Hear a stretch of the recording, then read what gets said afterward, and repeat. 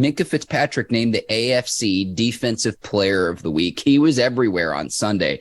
A career high, tied at 14 tackles. He had the pick six to open the game and the blocked PAT, which I broke down on Taylor Talk, explaining how that play happened, sneaking in on the inside. And for whatever reason, Ike, the Bengals tight end decided to block out instead of block down. The fastest way from point A to point B is a straight line. Minkah Fitzpatrick helping the Steelers stave off what would have been an absolutely brutal defeat, forcing overtime. And we found out this morning he's named AFC Defensive Player of the Week. No surprise there, and no surprise, at least at one point, he was the NFL's highest paid safety. Yeah, I'm just saying, man, 14 tackles, pick six, and a blocked field goal to help your team out. Not only to help your team out, but at the same time, Mark, to not go and go into that hostile environment and lose the ball game. So, yeah, when he gets paid, that's why he gets paid when he gets paid, because Minkah is that kind of football player. He's not a star. He's a superstar in the league. And I've just had the opportunity during training camp to talk there around him. And I keep saying, man, Coach Tomlin hit it on the head, Mark. Like I've had and I see these conversations and I've seen guys do this before. Not saying he's Troy Polamalu at all, because Troy just is on a totally different planet, but he got some characteristics. He has that it factor. He knows where the ball is going to go.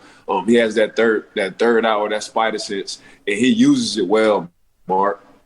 What I noticed too, Ike, and I always try not to draw too many conclusions from a one-game sample size, but the front seven in the improvement there allows Minkah to be much more of a ball hawk. It allows him to be much more opportunistic and play more of that center fielder role as a free safety versus having to always rely on Minkah to make tackles. And what I mean by that is this was a player that had 120 tackles a season ago, and he was not an all-pro in 2021 as he was in the 2019 and 2020 season. Why is that? A season ago, when the Steelers ranked dead last in the NFL in rushing yards allowed, running backs, receivers were getting to the second and third levels of the defense untouched, to where they were relying on Minkah to almost play almost more of like a linebacker style at the safety position. Whereas now, when the front seven is stout, he can go back, read a quarterback's eyes, and play with the instinct that